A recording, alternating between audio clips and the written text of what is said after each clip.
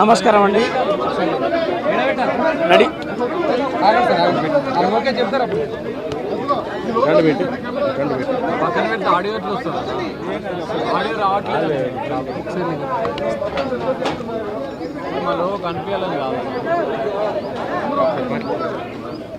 నమస్కారం అండి. పొద్దున్నే తెలిసిన వార్త అబద్ధమైతే బాగుండు అనిపించింది.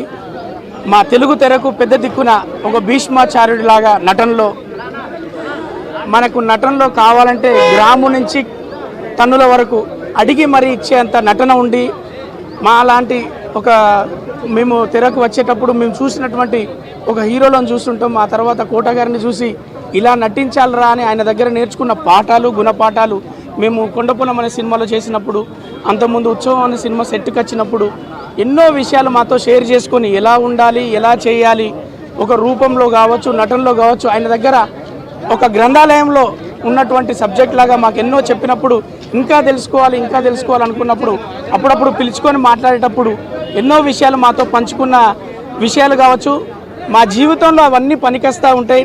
కానీ ఈ వార్త అబద్ధమైతే బాగుండు, మా గురువుగారు బతికే ఉంటే బాగుండు అనిపించి మనందరికీ అలా వీడుకోలు చెప్పి ఆయన శివైక్యం అయ్యడం జరిగింది. ఆయన లేని లోటు తెరకు బాగా తెలుస్తుంది. ఏ కాలమైనా ఆయన నటించినప్పటి నుంచి ఇప్పటి వరకు తెలుగువారి కోసం, తెలుగువారిని ప్రోత్సహించడానికి ఆయన వంతు కృషి చేశాడు. మేము ఎప్పుడు ఆయనకు రుణపడి ఉంటాం.